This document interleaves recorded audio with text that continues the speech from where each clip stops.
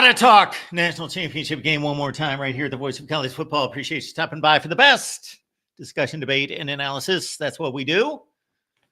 And we appreciate you being here with us because without you, we don't have a network. Welcome to the Voice of College Football Network right here at the Voice of College Football National Championship game. Notre Dame taking on Ohio State. All right, let's get right to the calls because this is about you and your opinions. My prediction is out there. You can check it out. The national championship prediction is out there on the video that was posted a few days ago, but I will certainly give it here if you would like to hear it from me right now. You don't have to go chase down the video if you don't want to, but I get the full analysis of why I believe Notre Dame's going to win by 50 points. All right. First caller. This is apropos. We got Will ND online. Will, what's going on? Hey, Mark. How are you? It's finally here. I'm nervous, but excited. Well, that's understandable. Both excited because Notre Dame definitely has a great shot to win the national championship, and they've not been in this position since 1988 when you were only, what, maybe like 15 or 20 then? My parents were freshmen in college. Your parents were a freshman. Your parents. Yeah. And yes, I'm roughly in that age range, so I know what you mean. Okay. I mean, I just want to shut the people up that rag on Notre Dame. I mean, not you. Who's ragging on Notre Dame? You, Ohio State fans that I see with ridiculous score predictions. You are right. Yes. But I don't know. I mean, I feel like if Rylan Leonard has the type of game he does against Penn State, but without the interceptions, very strong chance of winning. But, I mean, the interceptions are a big part. But replay for me these interceptions because I know he threw 2, and I'm trying to remember what happened. One of them was just like a great play by the DB, and the other one, I think he overshot the receiver.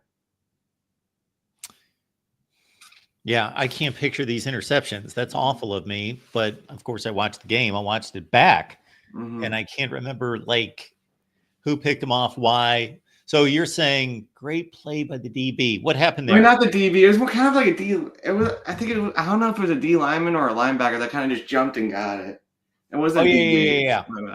He came off the line, right? Didn't he go back into coverage? Yeah. Then the other one, he overshot someone. Yeah.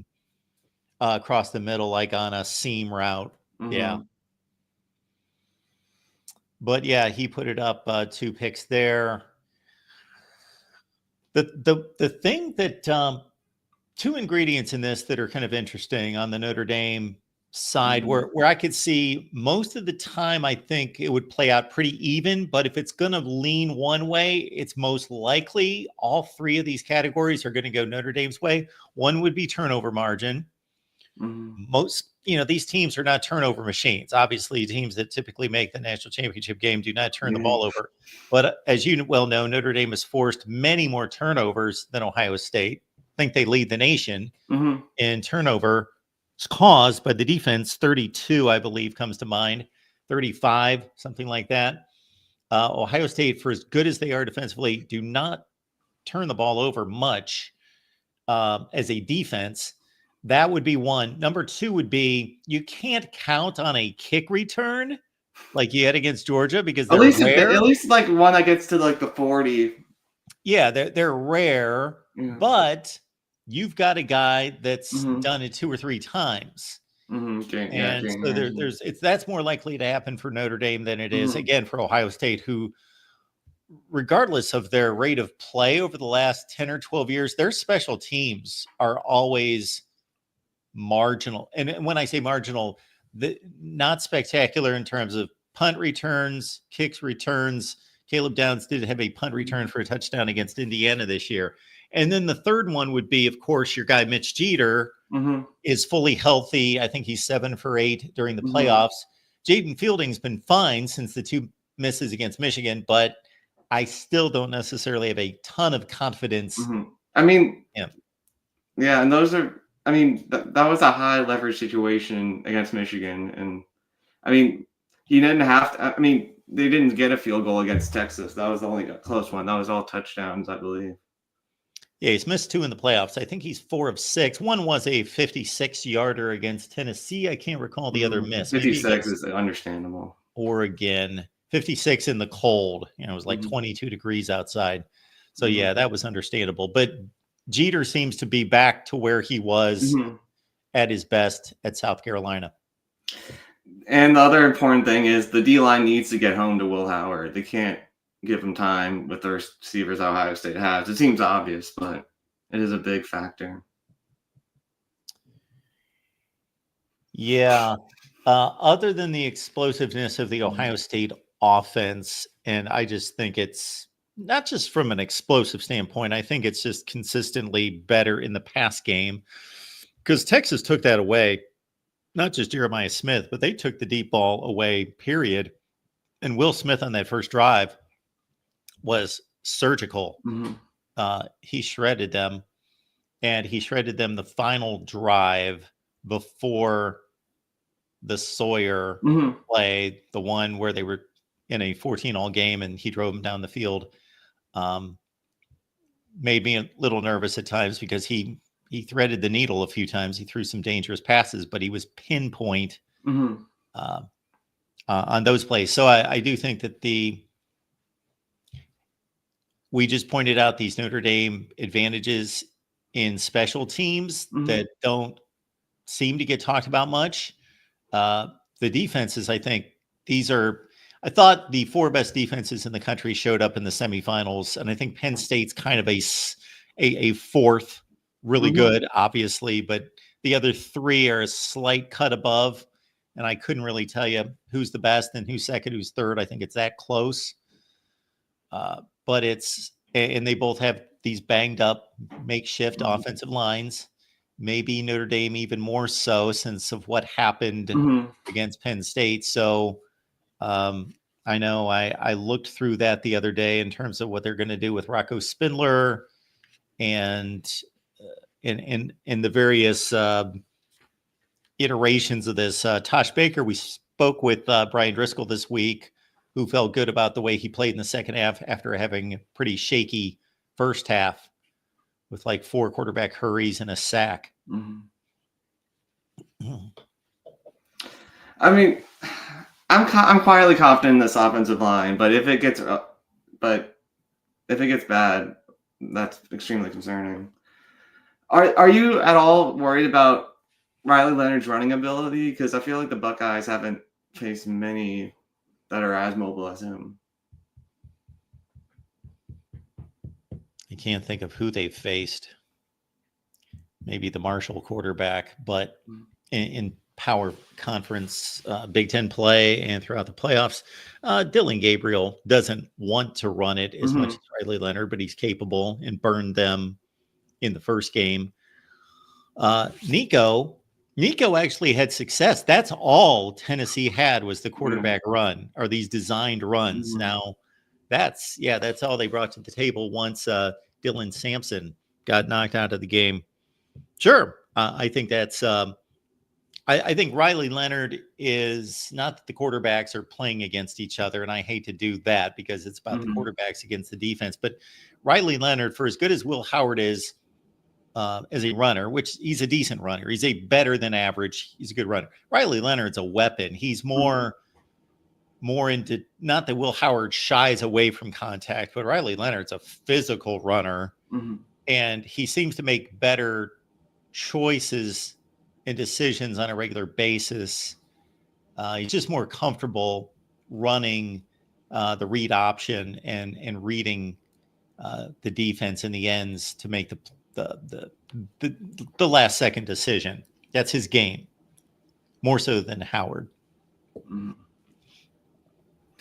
And I think the explosive runs will also be important if like Jeremiah Love or Darian Price or even Aeneas Williams, if they can, them breaking runs against like what Travion Henderson can do. That burned the Irish last year. So that's also could play a role.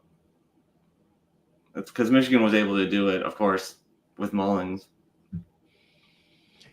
Yeah, for as good as Ohio State's been against the run, Jordan James had a nice game the first time they Mhm. met, and Khalil Mullings, not a great game until late. They Yeah. got worn down and they started to lean on the Ohio State defensive line. I think that between Ryan Day and Larry Johnson, Jim Knowles, they've Mhm. learned that they need to rotate a little bit more up Mhm. front.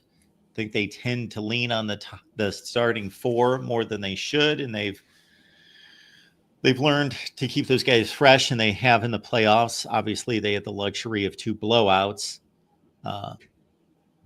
to do that as well. So we'll see what that rotation looks like tonight, because that's a tough call to make.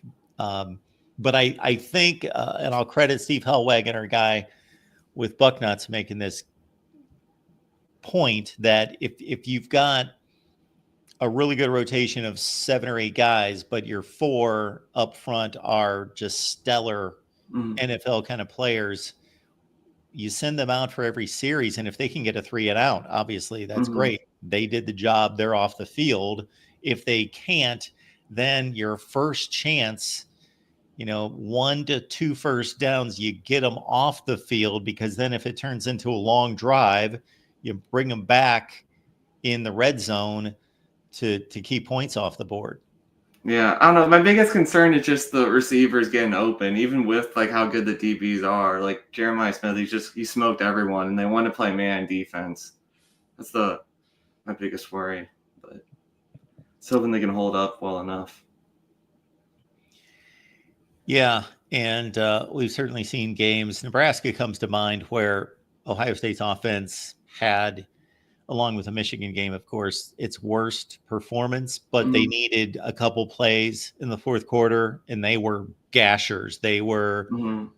you know, their offense did nothing in the fourth quarter, but Jeremiah Smith, boom, 60 yards, touchdown, another one to Carnell Tate for like 40 some yards that led to the game winning touchdown. Mhm. Well, Mark, I'll go check out your score prediction video at some after this. But yeah, just enjoy the game, and hopefully it's fun and competitive. Absolutely. You enjoy the game, Will, Mhm. and embrace playing in the national championship game for the first time in your life. Well, there was one time I couldn't embrace Oh, it. yeah, yeah, yeah, yeah. I I'm couldn't sorry. embrace it though. 12 years ago. Yes. Yeah. Yeah, that one was tough to embrace. That one got Yeah. out of hand awfully quick. Mhm. All right. Well, Will, we appreciate you. Thanks for calling. Thanks, Mark. Our guy, Will ND. And if Notre Dame does win this national championship game tonight, I will do my best to give thoughts to Will, D Rock Irish, Michael Campbell, even though he says completely insane things on a regular basis. Any other Notre Dame fans that we have here on a regular basis, Johnny Bays. Those are the 4 that come to mind off the top of my head. But of course, Will has certainly been a great supporter here at the Voice of College Football. So I will feel good for them. I will not feel good, but I will feel good for them. Yeah, this is historic stuff. If for most of us that have watched college football our entire lives, and that goes way back, uh, if we would have been told back in 1990, let's say, there's a 12-team college football playoff, and you're going to see Ohio State and Notre Dame play in a national championship game. Boy, any combination of Ohio State, Michigan, Notre Dame, Alabama, USC, Texas, Oklahoma. I don't know how far you want to go down that list. I think that pretty much there's a drop after those 7. I think those are the elite blue blood 7. Let me make sure I got my terms straight. Blue bloods, not elite, because right now, of course, Georgia's elite. Yeah, there's something a little bit different. We could have a national championship game of Boise State and Indiana, and it could be a great game, 35-34. But just from a historical standpoint, it's just difficult to beat this one. All right. Welcome to the Voice of College Football. Oh, we got our guy Ballard stopping by. Nice. What's up? What's up, Mark? How you doing, man? I'm doing great. How are you?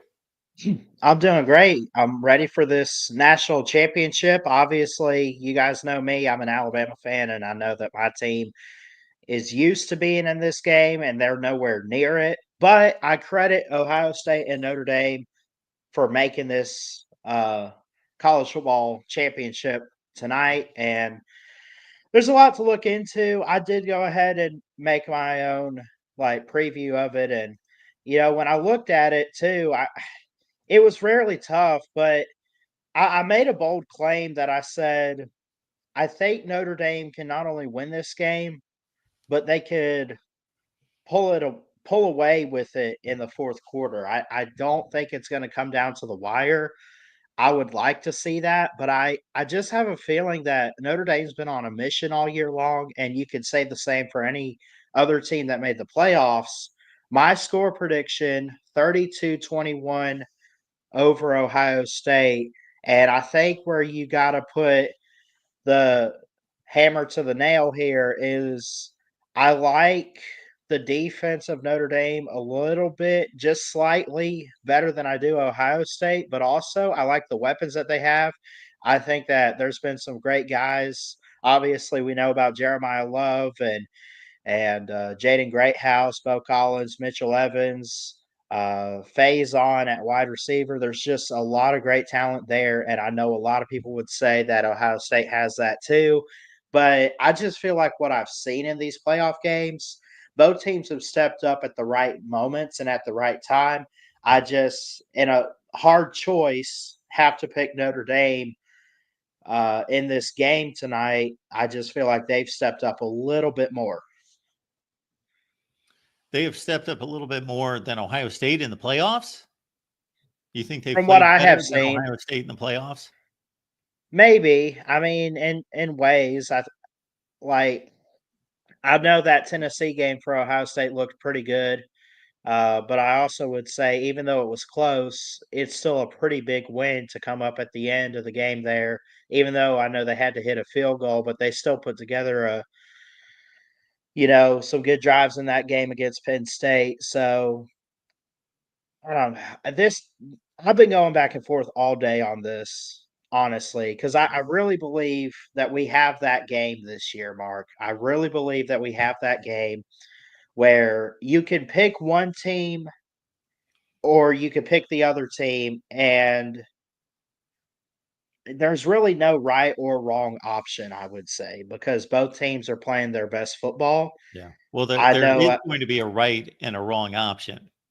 right. Someone's got to win, obviously, Somebody's but going to win the game, and so some of us are going to be right, and some of us are going to be wrong. I get your point, Christian. You think that both are certainly have earned this place and made it here for good reason, and either team could win, and you really wrestled with uh, who was going to, but you've got a good feeling for Notre Dame's purpose, their mission, and the only thing in there that I would question would be your evaluation of the weaponry on both sides. Notre Dame, you like Notre Dame's weapons better than Ohio State weapons. well, no, I think talent-wise and what we've seen this year, I think you have to give it to Ohio State. And I do love Ohio State's defense, but I think this will be a game about weapons. And I like Notre Dame to get it done, but also I think what's going to help them is having maybe a slight, and I mean a slight, barely better advantage on defense tonight to shut down the weapons of Ohio State. But again, I could be wrong on that. We'll see. Well, of course, we can all be wrong. Absolutely. We can all be wrong. I would like to get this pick right and finish out my college football playoff 11-0. You pick all the games, right, Ballard? I did a bracket challenge for sure on ESPN, and when I did it, I did a couple. I think I ended up with one that had. I think I had Oregon winning it all, but yeah. Okay. Well, Oregon's been kind of the forgotten team, obviously, but I've got to work on my final rankings. I meant to do that this afternoon and didn't have time because as soon as this game is over, and of course we're going to do a call-in show, but early tomorrow I wanted to release my final top 25 that actually makes sense. And Oregon is being discarded because Ohio State just trampled them, but they obviously had a great season, and I do think that depending on who wins this game, they've got a argument to be the number 2 team in the country. Yeah, absolutely. And I'm not asking for a prediction, but I will ask you this. When you look at this championship this year, like what year would you go back to in terms of the feeling leading up to the game that it makes you think of? Because you have two teams that are preeminent programs in the sport, but they're not the top dogs today, even though they're at the top right now because you're going to have a national champion out of them. But when's the last time you looked at a championship like this and said, this is great? We got teams that we kind of expected, but not everyone favored. But also, you're getting two really historic programs that have great history with each other and with winning championships. Like, when's the last time you think we had that in this sport? Because I know we had Michigan, Washington last year, but I don't really know if we had that kind of feeling really for that game, other than Michigan, really. No, it's a great point. So before I answer that question, I will say that my predictions throughout the season obviously have gone to the YouTube and the Patreon members, but I'll make my prediction known. It's out there. I posted a video the other day. Ohio State 27, Notre Dame 20. Okay. That's my score prediction, which I'm a bit on the line with that point spread at 8.5. Would not be surprised if Ohio State, obviously, if I'm picking them to win by 7, they could easily win by 10 or 13 or whatever. But I do think it's going to be a very competitive, very good game, unlike a lot of people. The last time we had these two of historic nature play against each other in a championship game would have been 2012. Alabama Notre Dame would be the last time that we had two blue bloods playing in a national championship game. Now, the last time we had, and then before that, Alabama Texas.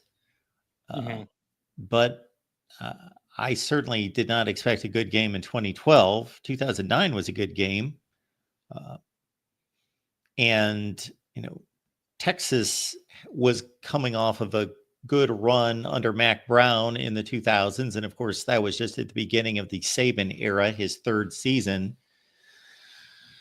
So that's the last time I would say that I have a similar feel for blue bloods near the top of their game. One coach, I guess you could liken Ryan Day to Mac Brown in some ways at this juncture, I guess. Marcus Freeman just starting at Notre Dame, his third season, Nick Saban's third season. I don't know if that answers your question, but those are the two that come to mind.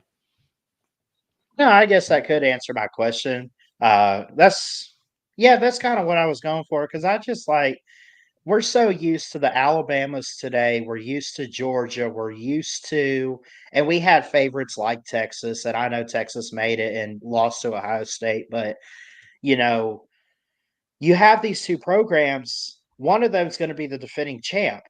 And for Ohio State, I know it's only been 10 years, but I'm sure for them, it still feels like it was quite a while ago. And then for Notre Dame, you have to go back, what was it, 86, 87? 88. Back in the 88? Okay. But So still, you have to. You're talking about getting to a national championship game, which Ohio State did that in 2020. Right. Yeah, I'm just so like pumped up for this game. I'm kind of having a lot of thoughts about it, like roll through my head just in terms of we have two historic programs going head to head, championship droughts, even though it has been only a decade for Ohio State, but then it's been three, maybe 35, 36 years for Notre Dame. But at the same time, this is why we love college football, is because even if it's not your team, even if your team, like me, I'm an Alabama fan. We didn't make the playoffs. In a year of 12 teams, Alabama was not one of the best 12. But I'm still happy to see two really historic programs go head to head on a big stage. I just hope the game itself lives up to expectation. Well, when you say live up to expectation, there are a lot of people in your camp that think it's going to be a really good game, and I'm one of them. We both have relatively close score predictions, but rarely is the national championship game an 8.5 point spread. Last year was about 4 to 6, something like that. I can't remember. I think actually Michigan was like a 5-point favorite last year. Of course, Georgia was a 14 or 17-point favorite against TCU, and Georgia Yeah, was and a 4 they or definitely, 5-point favorite against Bama. I think Georgia covered against TCU too, by the way. I'm pretty sure they did cover that. I'll have to do the math. I'm not quite sure. I have to do the math on that. 65 minus Yeah. 7. Yeah. But, Alabama was a substantial favorite against Ohio State. It was about 10 points. So I guess there Yeah. has been, LSU, Clemson. I think LSU was a 4 or 5-point favorite. So Ohio State being an 8.5-point favorite in national championship games, a little on the high end in terms of, so Vegas is clearly on one side of this. They're clearly an 8.5-point favorite in a championship game is a pretty substantial favorite. I think whether this comes out from ESPN or whoever does the analytics on this, I saw the other day where Ohio State's got like a 79% chance of winning, apparently. Yeah. Something like that. I think I checked it today. It was about 78, 79, almost 80. But no, it's just so like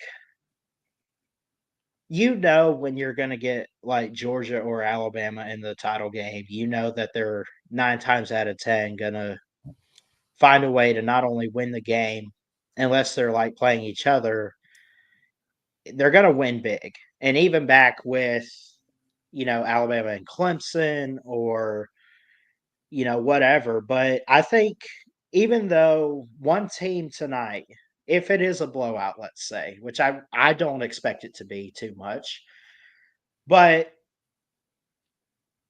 going into this game, it seems like it's almost evenly matched on both sides. I mean, I give the nod maybe on defense to Ohio State, but I still like Notre Dame on defense too.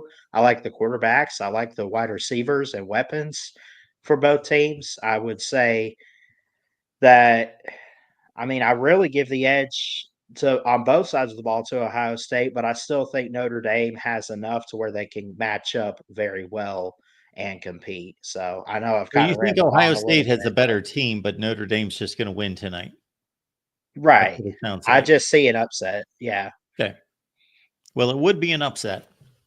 Not of historic proportions, but it would be an upset for sure. Yeah. Yeah. Absolutely.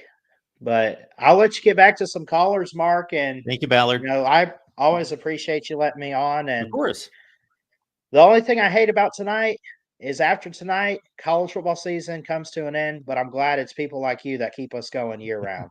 Well, thank you, Ballard. It's always good to see you on Facebook. Yeah. Standing up for, the word and godly principles. So we appreciate that. Thanks, man. Appreciate you. Thank you, Ballard. Have a All right. good night. Enjoy the game. Thank you. You too. Ballard says 32-21 Notre Dame. So what would I be surprised by? I really wouldn't be surprised by much. The most surprising outcome to me would be Notre Dame blowing out Ohio State. I don't see that happening. But again, if you're old enough and you've watched enough championship games and all the sports, all the series, then you know that I could sit here for the next 5 hours and go through surprises, surprising outcomes. So it really wouldn't surprise me. I think that's the least likely to happen. If you're talking Ohio State wins close. Ohio State wins blowout. Notre Dame wins close. Notre Dame wins blowout. It goes Ohio State wins close, which is my prediction, 27-20. Now, you can interpret that two different ways as well. Is it 20-20 with 3 minutes left in the game and Ohio State scores a game-winning touchdown and wins 27-20, or with 1 second left, scores a game-winning touchdown, wins 27-20, or was Ohio State up 27-13 and Notre Dame scores a touchdown with 45 seconds left to make it 27-20 and gets that backdoor cover? To me, the most likely outcome is Ohio State, let's say close game, interpret close game, 10 points or under. That to me is the most likely scenario. Ohio State by 10 or less. I think the second most likely scenario, I think it is actually close. It's actually close between Notre Dame winning close, meaning 7 to 10 points or under, or Ohio State blowing their doors off. Like, if Ohio State wins this game 38-13, I will not be surprised. I'll come on here and say, from a point spread standpoint, I was wrong. I will admit to that. I will say I missed the prediction from a point spread standpoint. I was wrong, but I'm not going to be surprised if Ohio State trucks them like they did. Who'd they play? Tennessee, Oregon.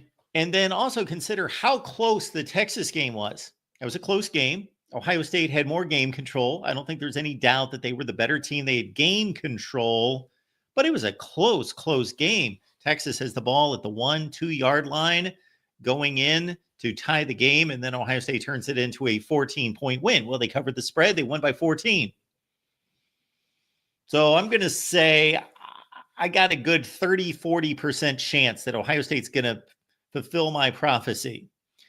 And then we've got like a 30 to 40% chance. I don't know if my numbers are adding up, maybe a little less than that, 20 or 25% chance of either a Notre Dame close win or an Ohio State blowout.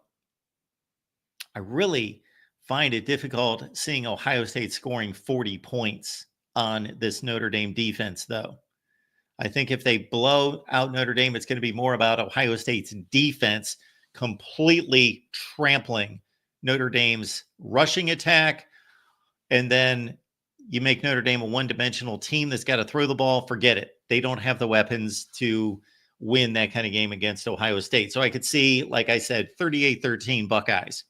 And then the least likely scenario is Notre Dame blows out Ohio State 40-17. And I'll give that like a 5% chance of happening.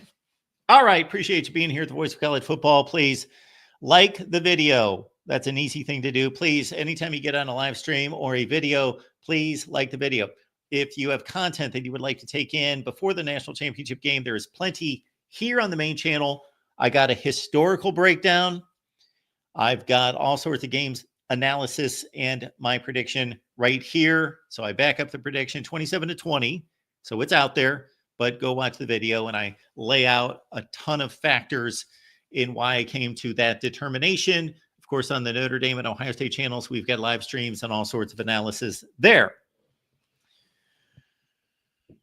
To the phone lines. Welcome in, Daryl. How are you? How you doing, Mark? I am good. Well, Mark, it's kind of a shame that this game's being played on this day because other events are happening in the world.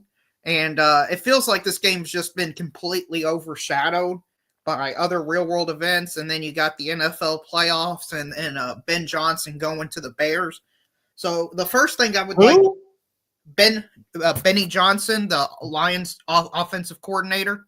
He's headed to the Chicago Bears. He does all their who that plays. Individual is. Okay. Well, he's a great OC. He does a bunch of weird gadget plays and stuff you've never seen before. And then, you know, he's like a college OC, except in the NFL. It's really fascinating to see him. But anyway, he's a great hire for the Bears. But it feels like this game's being overshadowed in a bunch of different areas. So the first thing I would like to propose is, why aren't we playing this game on Saturday?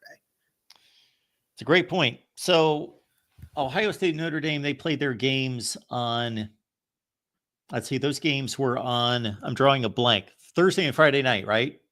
Or Friday and Saturday night. I believe Friday, Saturday. I could be wrong. Friday, Saturday. So yeah, it's completely reasonable for them to turn around and play on Saturday, because I have said the same thing. If this were any other year, of course, you would not have the inauguration.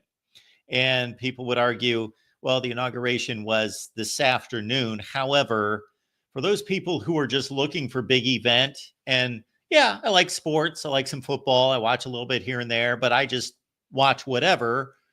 There's going to be all sorts of analysis. There's going to be galas and balls and whatever they're going to be doing. So that's going to take, I don't know what that number is. Nobody does. We can speculate. It's going to take a portion of what would be the viewing public away. And, but in terms of the NFL playoffs, you can't do anything about that. Was there an NFL playoff game on Saturday? Yeah, there were two. Then what do you do with this game? I would have it lead into the NFL playoffs. I would have it on noon and lead it into the NFL playoffs. That's what I would do. When does the first one kick off? 3:30, I think it was. And nobody's going to, as soon as that championship game's played, it's off the radar. The one, we can bash the timing of this game, and I don't like it either. People have to go to bed. Shoot, my daughter's already commented to me, I got to get up at 6 o'clock in the morning to go to work. So who knows what she's going to decide if Notre Dame's winning by 4 touchdowns in the fourth quarter. But anyway, at least once the game's over, you've got a clear week of just NFL, hype toward the next round, the championship games, and this game. So there's a clear news path, news cycle after the game, at least. I get you. And, that some things that need to be worked out. I mean, the sport's changing so rapidly that I think we're going to expand it.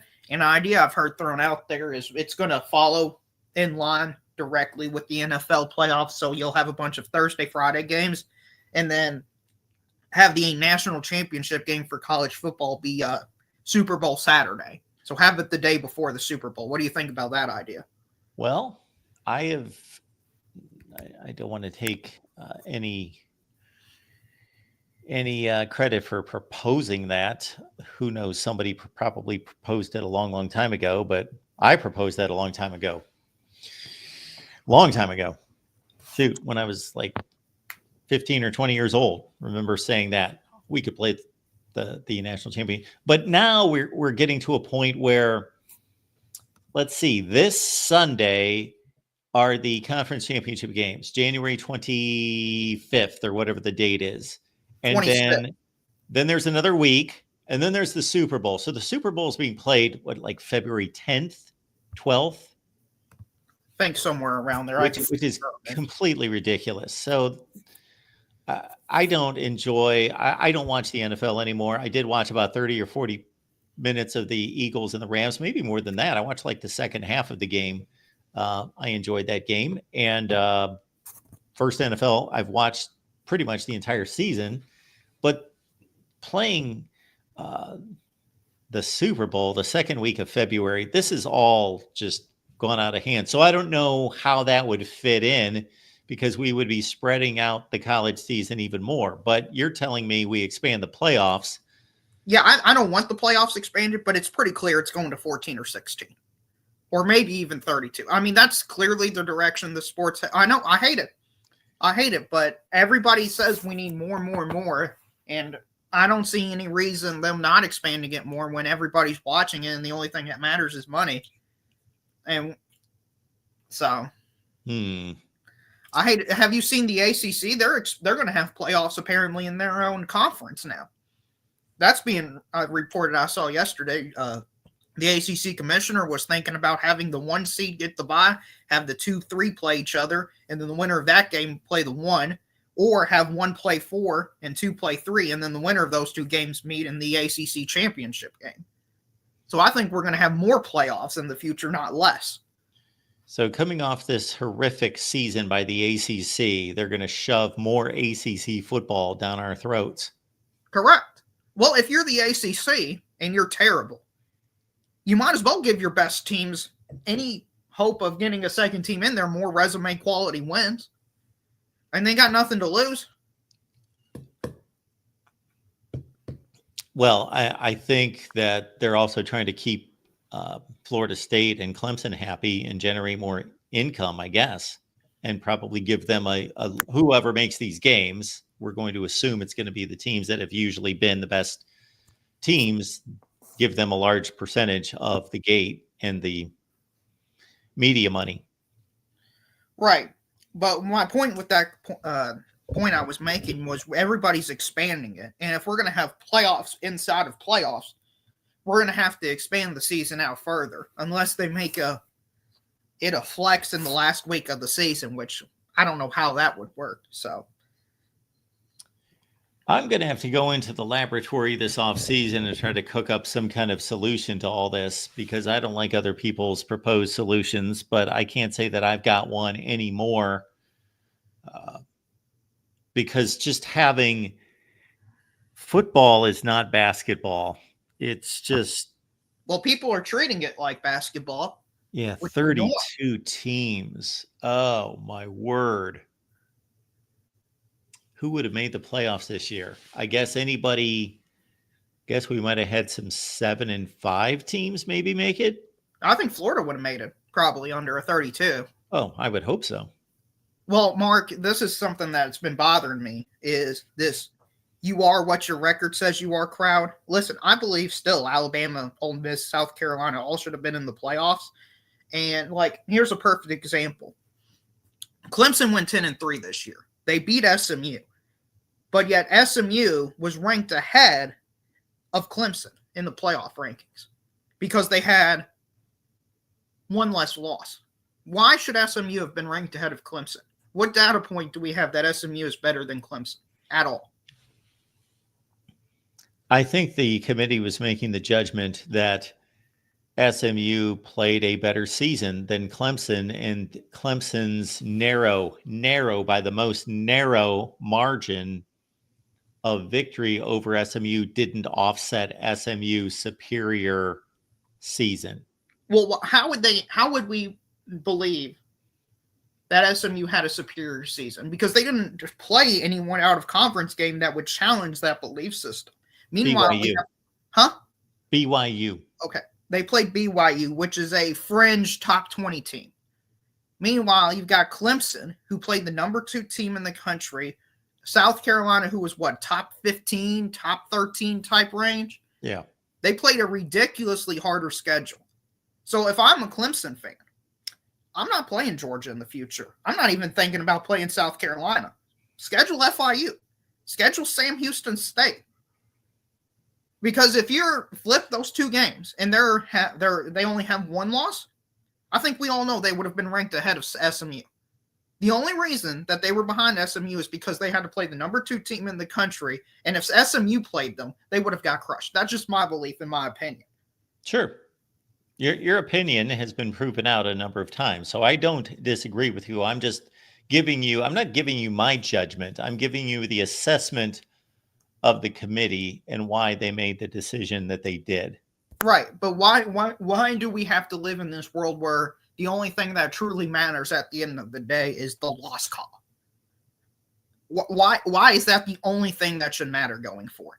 Because if that's the only thing that matters going forward, then we can't also complain about our non-conference regular schedules. We can't complain about Indiana. Indiana was the smartest team in the country this year, based on what everybody's telling me. They played absolutely nobody, and that's the only reason I believe they got in the playoffs. So Indiana, to me, is the smartest, most brilliant team in the country. Alabama shouldn't have to play anybody. Georgia shouldn't have to play anybody. Look at Notre Dame, for example. What punishment did they get for losing to a 7-5 MAC team? Well, their punishment was offset, or that misdeed was offset by winning 11 other games. Right, but who did they beat in those 11 other games that mattered? That actually mattered. They beat Texas A&M, who's a 8-4 fringe top 25 team at best, and an 8-4 Louisville team that lost to Stanford. Yes. I'm sorry. I just don't value that resume enough to where it's like, oh my gosh, they clearly should be ranked as the number 5 team in the country. I don't care if you've got 2 losses. If you have 2 losses and you went out and actually challenged yourself and played better competition and you still lost to them, I'm going to reward that because at least you actually tried. Well, I'm not going to reward trying. I'm going to reward trying and performing. Okay, I get that. You got to perform at some level, but I want to at least have these great non-conference matchups. So I think there should be some level of, you went out there, you scheduled somebody, you put in some level of effort, you put your skin on the line. Well, I'm not going to reward Clemson for losing to Georgia by 31 points. I would reward them for losing to Georgia by 6 points.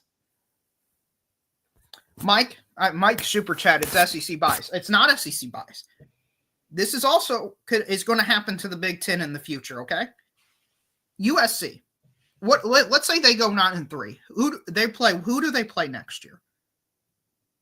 They play Notre Dame. I know that for sure. Do they play Oregon, Ohio State, Michigan? Those elite teams. Do they play 2 of the 3 or something like that? Penn State. They play Michigan. Okay, they play Michigan. Let's say Michigan's good. They lose to them, and let's say they play Penn State. If they lose those 3 games, I'm going to argue they should be in the playoffs at 9-3. I don't believe if you're 9-3, then somehow you should just be ostracized into oblivion and you should be in this black hole. That's not my belief. I want to see the best teams in the playoff. I want to see the teams that are actually capable of winning the national championship to be in the playoff. And I think the Big Ten was going to eventually figure out what I'm saying as well. Well, yeah, and I know that this conversation is not about USC, but I was just curious to see their schedule. So I do agree with you that we just simply can't go by wins and losses. There has to be an evaluation. I don't know how to more formally do it, though, more objectively do it under the current situation. That's why I would rein in the schedules and I would equalize the non-conference scheduling. So folks, if you never heard this spiel from me, you're not going to hear it right now. I'll produce a video again on this, that I would put a non-conference formula together, non-conference scheduling formula. Everybody would play equitable non-conference schedules. That would be a huge step in the right direction.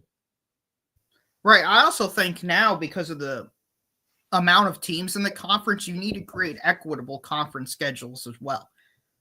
Oh, absolutely. Well, right. I've been pounding that pavement for years and years and years as well. Absolutely. Because I just find it fundamentally unfair. Ohio State's schedule this year versus Indiana's schedule this year. Because if we look at the conference standings, it would say Indiana's better than Ohio State. But we all know that's not true. We all know Ohio State's better. And the only reason Indiana has the better schedule is because they played all the teams that were in the bottom. Basically, all the teams outside of Michigan that were in the bottom of the Big Ten. I think we need to use some metric to determine, maybe it's a combination of your previous record, projections, stuff like that, to equalize these schedules. Okay, so this is where objective metrics could meet reason. So this is what I would do, both with the non-conference and with the conference scheduling. If I was the commissioner of college football, we would have a committee. Now, that committee would be bound by a lot of guidelines and conditions, but their task would be to make an equitable non-conference schedule for everybody in the country. Now, we do know that some teams outplayed their talent this year or lucked into an easy schedule. Indiana. We know that other teams were better than their record would indicate, had a difficult schedule, maybe had injuries, that sort of thing. So my committee, this formula would spit something out, okay, you're going to play a 10-2 team, a 7-5 team, and a 3-9 team, because that's what the 500 formula says.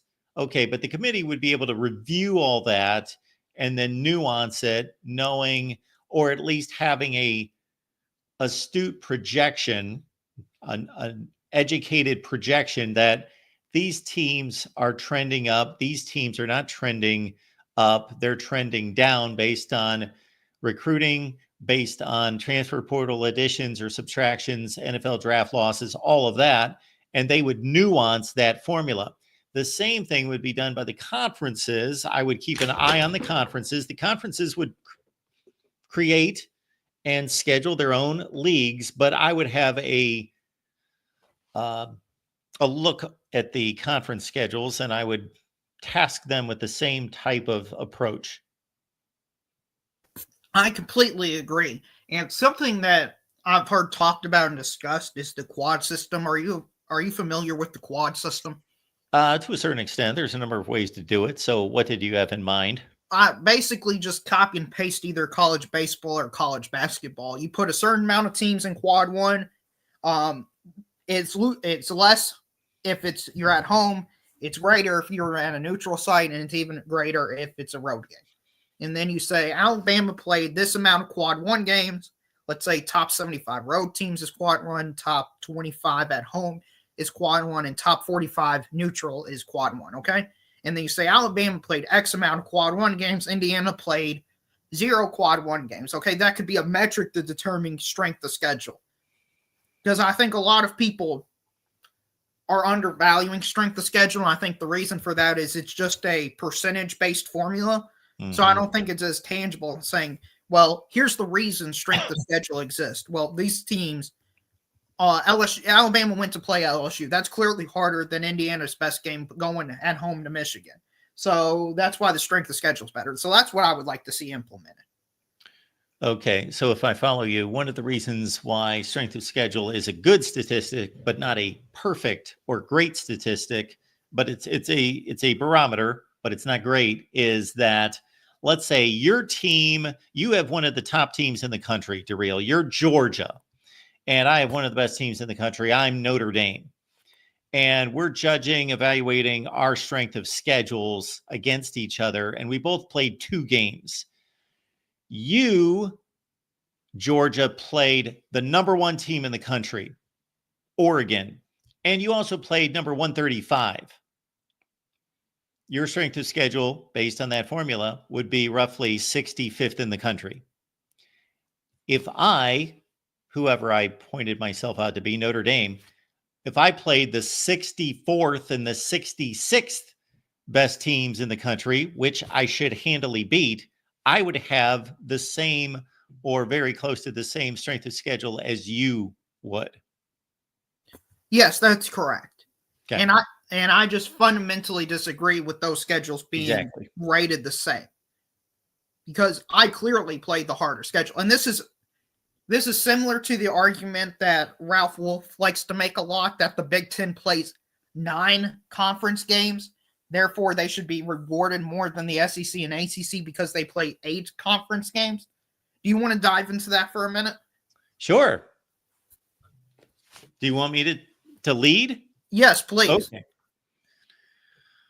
All right. Well, when you play in the best conference in America, and by all objective measures, you have been playing in the best conference in America, the SEC, over the last 15 or 20 years. And we have yet to determine here, the Voice of College Football, whether that's holding true for this particular season.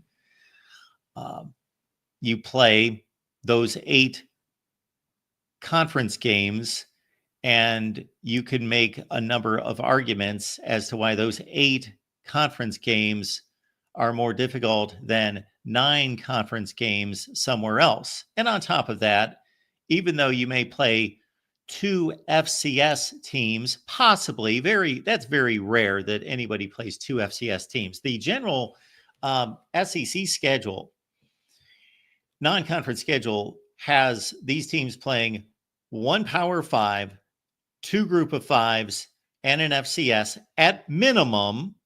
But many SEC teams, i.e. Georgia, Florida, South Carolina, on a regular basis, other teams in the West, or what used to be the SEC Western Division, will schedule 2 Power 5 teams, a Group of 5, and an FCS.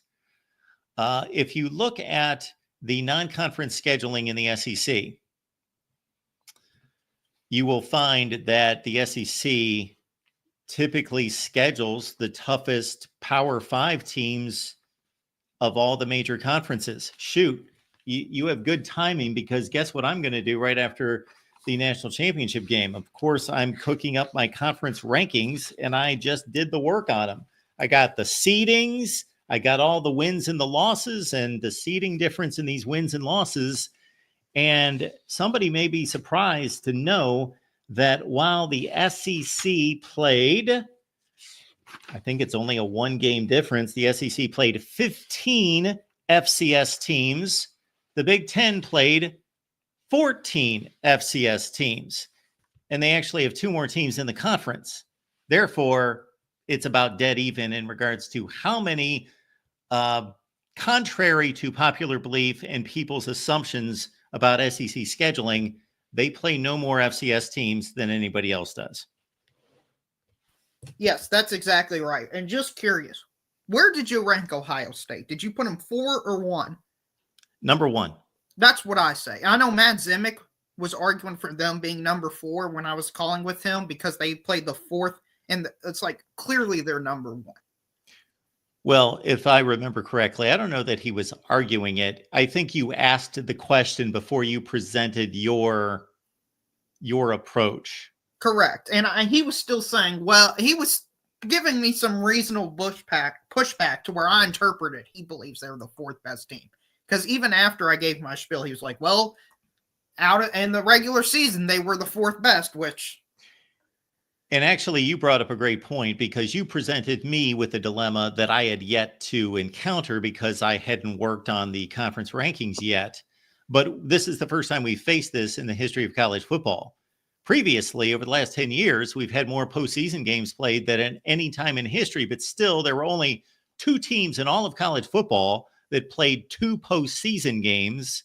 They, of course, played in the national championship game and were typically the best or second best teams in their conferences anyway. And everybody else just played 1 postseason game. So rarely would you have an argument that 1 postseason game, many times an irrelevant type bowl game, would change or alter or give reason to challenge the conference seedings and the conference standings. But now when you have a team like Ohio State, who, based on your earlier point, played a much more difficult schedule than Indiana within the Big Ten, blasted Indiana by 23 points, and then they go and play 4 of the best teams in the country, and up until this point, they have bludgeoned 3 of them. Well, this clearly proves that they are the best team in the Big Ten. Correct. And also, just as a side note, this proves why conference championship games are starting to be less meaningful, because everyone agrees that Ohio State's the best team in the Big Ten, despite not even being in the conference championship game. That's a problem. And to respond to Jason, yes, a 5-3 conference record team should absolutely be in the playoffs. A 5-3 SEC or Big Ten team is just better than a 7-1 Big 12 or ACC team. They're just better. I'm sorry if that offends you. I'm sorry if you can't get that over your head, because it's 1 loss versus 3 losses.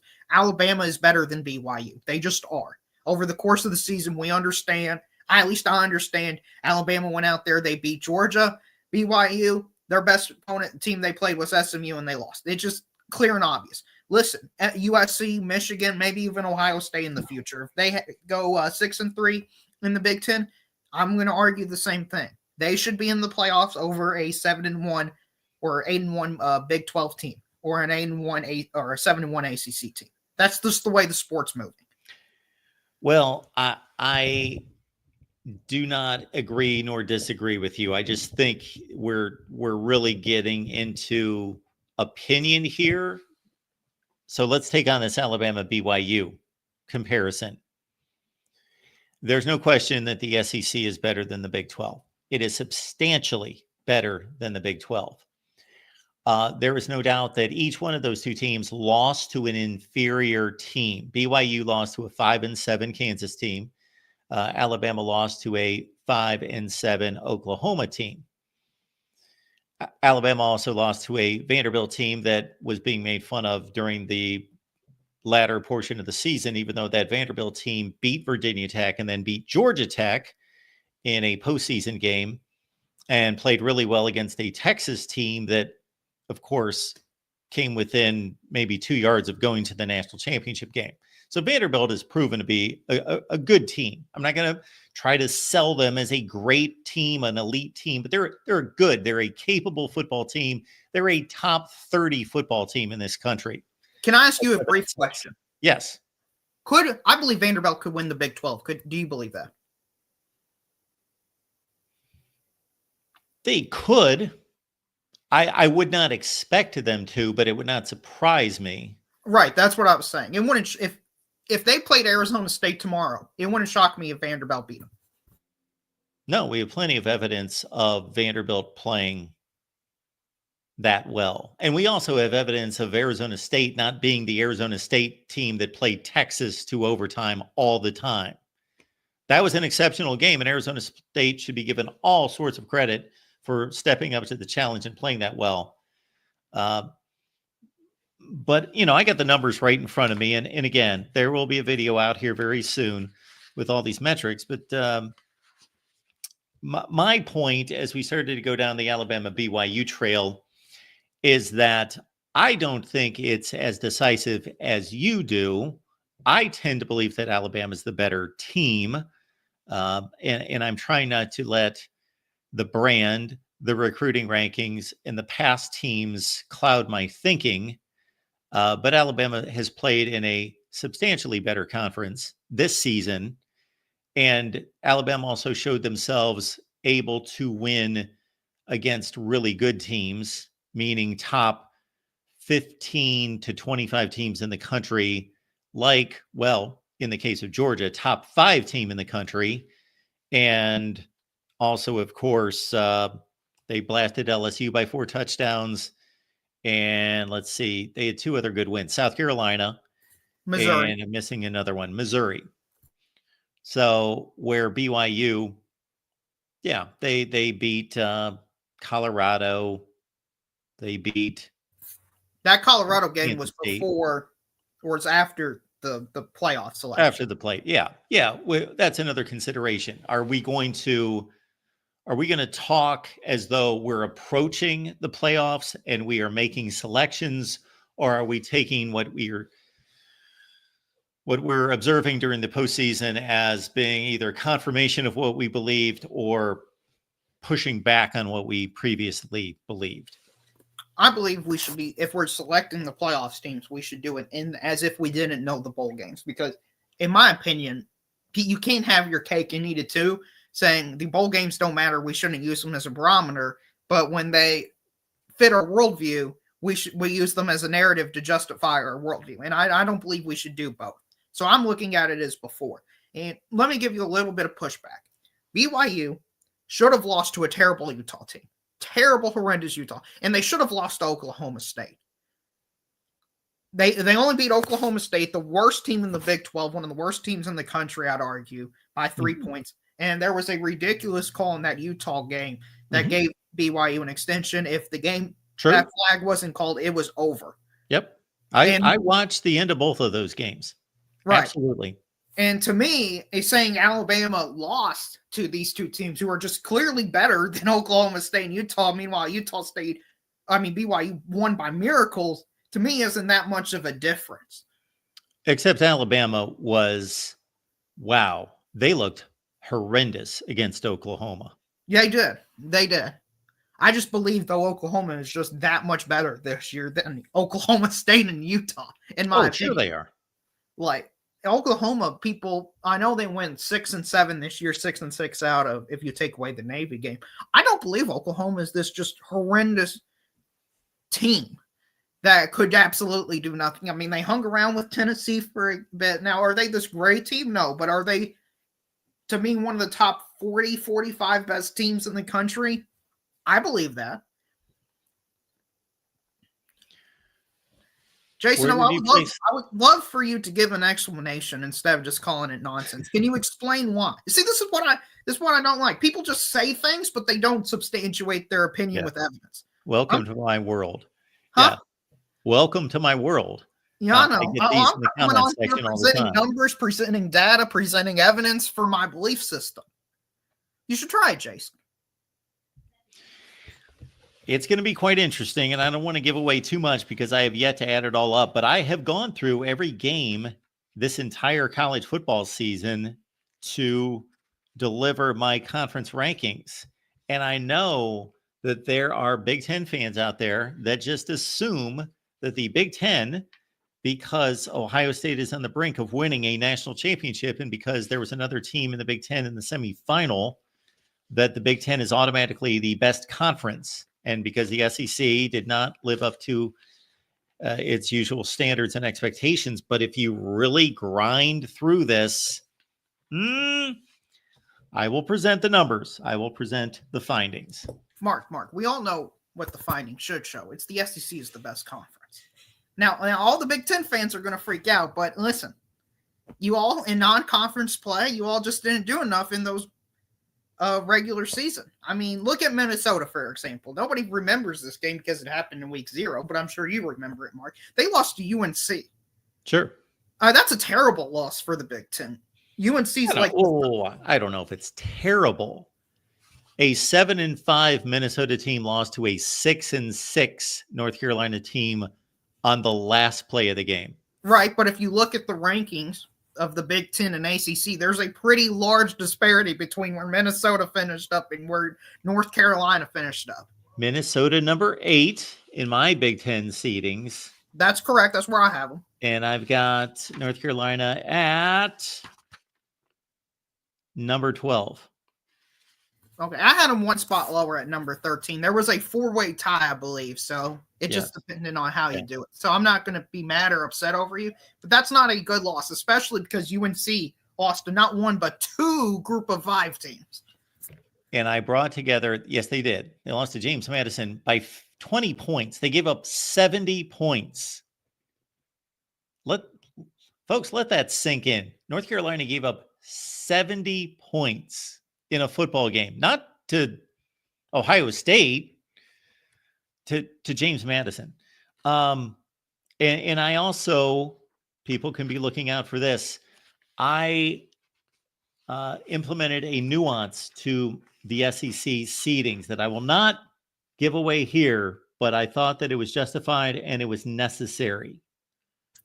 I believe it's going to get rid of the massive tie break between 5 and 3 teams. Could be. Know. Huh? Could be. Yeah. This is something else I hate about the ACC. If you look at their 4, if they do 1, 4, 2, and 3, there's a 4-way tie for who the 4th team should be. You're going to get to the point if you have playoffs inside of playoffs. Well, that's what I'm calling it for the ACC playoffs. Mm-hmm. You're going to have Syracuse fans arguing with Georgia Tech fans, arguing with Louisville and Duke fans saying, no, we should have been in the playoff.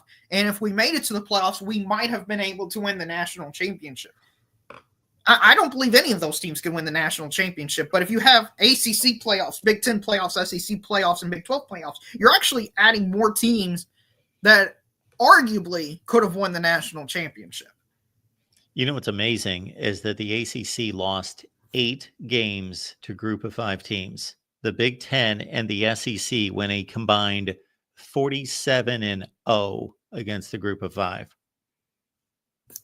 That's insane. How did the Big 12 do, by the way? The Big 12, I believe, lost 4. I think they went 15-4 against the group of 5. Yeah, that's insane. I mean, 2 of those losses were from North Carolina, by the way. 25% of the ACC's total losses was to North Carolina, but I was completely wrong about the Big 12. I thought they were going to be clearly the 4th best conference this year, and the ACC did so bad that I honestly think the gap between them, well, I can't even say it, but with how bad they played, there could be an argument in the future between them and the Mountain West. I mean, they just played that bad this year, and I didn't think that was even plausible to say going into the season, but they had it's closer than I expected it to be. I know the ACC is clearly better than the Mountain West, but the gap to them is closer than the gap between the ACC and the Big 12 for me. And that's just an indictment on the ACC as a whole.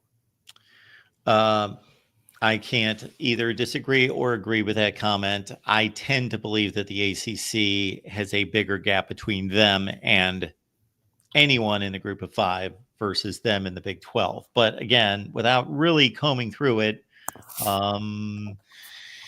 it would be also interesting for me to take this to another level and actually rank the group of five conferences, because if they've won what amounts to, let's see, 12 games against the Power Five, and then obviously played each other, then there's some determining factors over even ranking them to see who's the closest to the Power Five, which of course it would almost clearly be the Mountain West. I guess American the might American have. Conference. It used to be the American, of course. But yeah, UNLV beat two teams in the Big 12, Kansas and Houston. Memphis beat West Virginia, and no, those were the three games. Those were the three games, yeah. I don't think there was a fourth.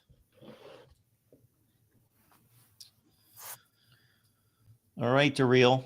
Well, Anything else? no, the reason I mainly talked about this stuff is because this is how uninspiring I think the national championship game is going to be. Like, Notre Dame, I believe, is arguably the third best team. The Ohio State Buckeyes are going to face. I believe Oregon's clearly better, and I believe there's an argument Texas is better than Notre Dame. I think the bottom side of the bracket was so much weaker than the top side. Whoever came out of the top was probably going to win it, unless Georgia was healthy. This thing's going to be over in the first quarter, I believe. I think it's going to be 28-0, just like that. I think Jeremiah Smith is going to go completely off, and I think that Texas game was a good wake-up call for them. Because I don't think they were going to roll through this playoffs. I just don't see how Notre Dame can win this game. And you know what the sad part is, Mark? I believe there's going to be at least one YouTuber that's going to call Notre Dame frauds. That's my prediction from this game. One YouTuber will call Notre Dame frauds. I don't know who it'll be, but that'll be my prediction because I think they're going to get absolutely rolled. Well, it seems as though just about every other person in America has a YouTube channel. So that doesn't surprise me, anything being stated out of a YouTuber per se. Right. Well, I mean, listen, I didn't say it would be an intelligent person saying it. I just said a YouTuber. So those could be two different things. But, you know, Tennessee was frauds. Indiana was frauds. Clemson was frauds. Everybody's frauds. In the playoffs, they get crushed.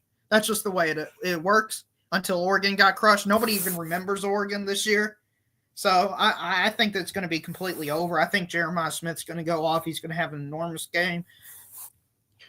Well, sorry. I was just going to say, to your point, since you took a pause there and you brought up Oregon, to your point about the seedings and the format, you know, it seems as though Oregon lost like 3 months ago and they've been completely dismissed. And I understand why. They got obliterated. However, had things been structured differently, we might be watching the same exact Oregon team that got blown out at the Rose Bowl. We could be watching them playing tonight if things were structured differently.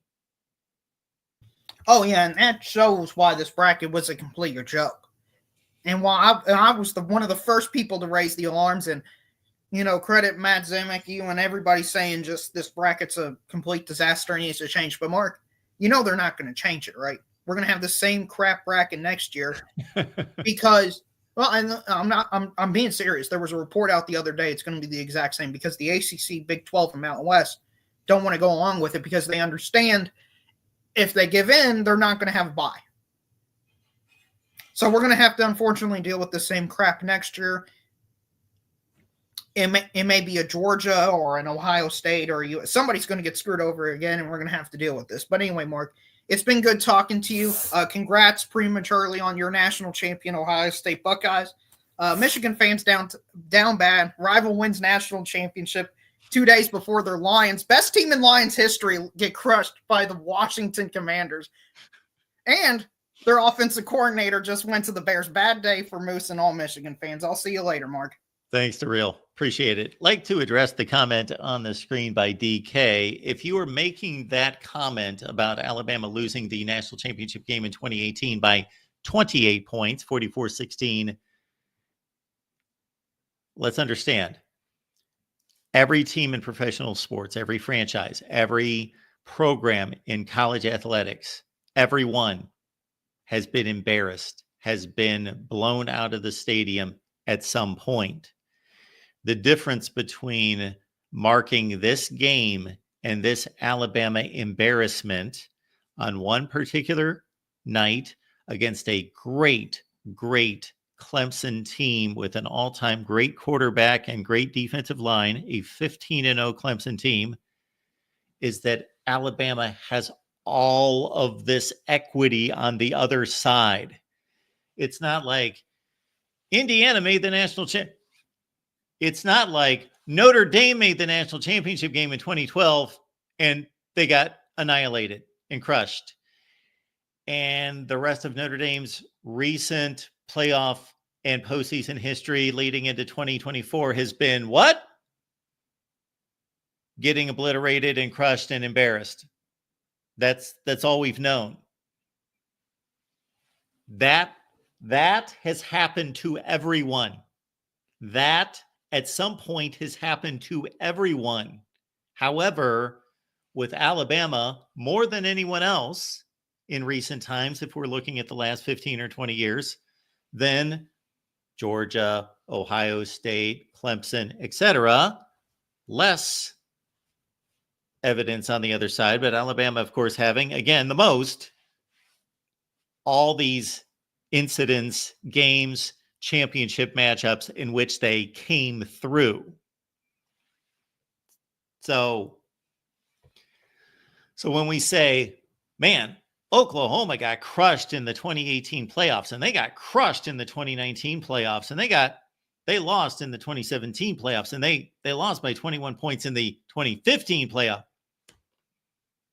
Oklahoma also doesn't have any positives to outweigh those embarrassments. Everyone has been embarrassed at some point. And if you actually watched that game, because of course we all did, and I rewatched it, the game was a lot closer than 44-16. It was 21-16 at the half, right? 28-16, 21-16. Or was it 16-14? Let's look this up. So there's a difference between losing 44-16, where let's say it's 28-0 at half, and it was never a game. And then both teams go through the motions and trade touchdowns, and it finishes 44-16. Okay, it was inconsequential what the actual final score was because it was 28-0 at half, as opposed to, oh, it's 16-14 at the half. We got a great game. Then it gets out of hand in the second half. Two completely different situations. If you would like scores and scenarios and standings to be placed into context, you've come to the right place. I believe the halftime score of Alabama and Clemson that year was 16-14 at halftime.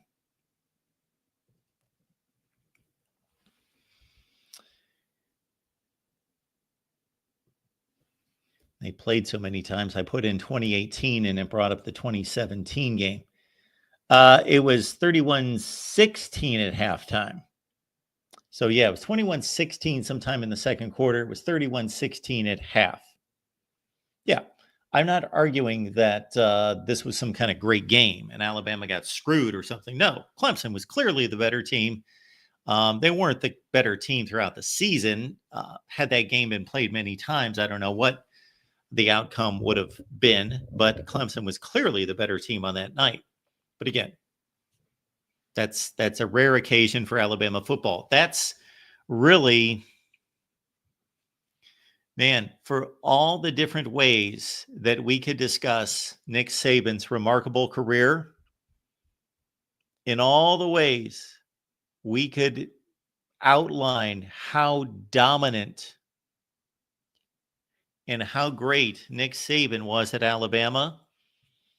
Actually, this score, that championship game, might be the best evidence because many times the best evidence or the best confirmation of a rule or an understanding is the outlier, and that is the outlier. When at any other time in Nick Saban's career were his Alabama teams embarrassed?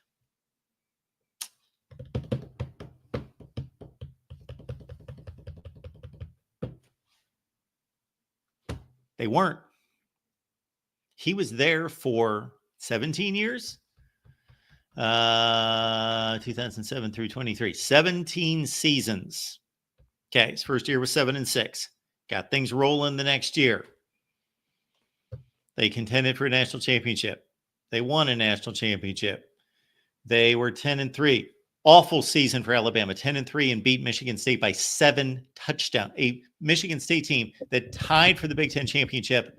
Alabama beat them by 7 touchdowns on New Year's Day. Won the national championship. Lost on the kick 6. Lost to Ohio State by a touchdown. Won a national championship. Lost a national championship. Won a national championship. Lost that game that DK just posted, 44-16. 2019, just barely missed the playoffs. Beat Michigan in a bowl game. 2020, won the national championship. 21, had a lead in the national championship game with 4 or 5 minutes left, lost to Georgia. 22, went to the Sugar Bowl, beat Kansas State, barely missed the playoffs. 23, of course, lost in overtime in the Rose Bowl to Michigan. Nick Saban went for 17 years, and his football teams were embarrassed once.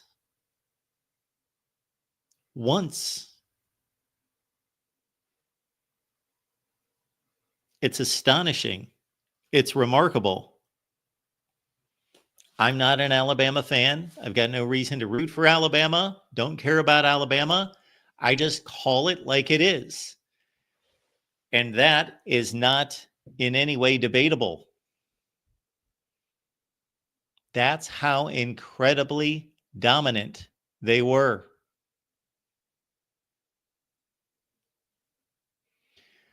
Whoa, Nelly, college football, letting us know that Alabama had the just mind-boggling total of 5 losses by at least 10 points in 16 years.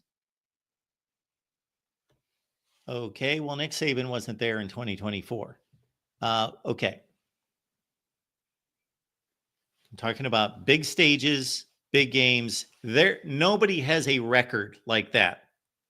Not in modern college football. Maybe if we went back to Bud Wilkinson's 57-game winning streak in his tenure at Oklahoma, something like that. We would have to go back to that day and age.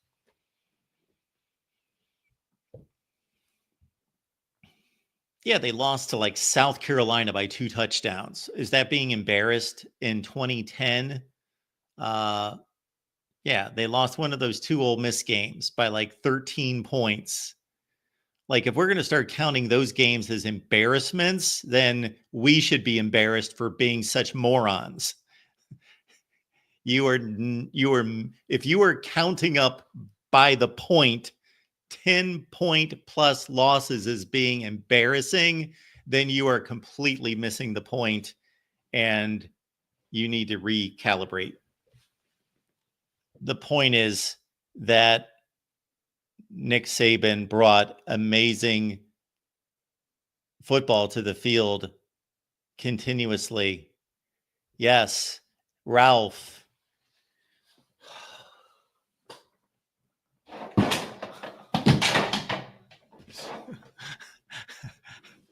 I can't.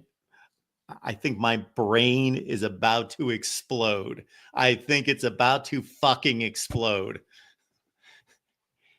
Did you watch that freaking game? This is Alabama and Georgia in the national championship game in 2021. Okay. Did you watch the game? Do you understand the sport of football? Can you take it beyond a step of seeing a final score and then actually understanding the performance, evaluating the performance of the 2 teams that got you to that final score? The score of this game was 33-18. Yes, Georgia won the national championship against Alabama. They just blew out Alabama 33-18. It wasn't even close. If you genuinely believe that, you have to be a complete moron. I believe that most likely you don't believe that. You are just trying to prove a point, and you're doing a horrendous job at it because you're wrong. So here's the deal. If you watched this game, you understand, first of all, Alabama was missing its 2 starting wide receivers. Number 2, you understand that Alabama led this game with 4 minutes left in the game. That's how close this game was. Then Georgia took the lead after Alabama took the lead on a Stetson Bennett fumble. Bennett led the touchdown drive. Boom, pass, run, touchdown. Like 5 plays, touchdown. Georgia takes the lead. Then there was something called a pick 6. Alabama was driving. Actually, watch the play before Bryce Young threw the pick 6. I think it was Ja'Cory Brooks. Don't want to identify the wrong receiver. Dropped what would have been like a 35-yard completion that would have put Alabama in the red zone to tie the game. And then the next play, they threw a pick 6 that made the score that. We're here at the Voice of College Football because we think. We have working, functional brains that are able to logically deduct and evaluate. We don't just say, oh, that was the score. They got blown out. It was 33-18. That was a blowout.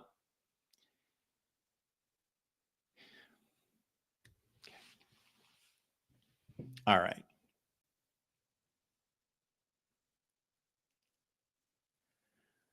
All right, folks. We appreciate you being here at the Voice of College Football. Enjoy the national championship game tonight. And I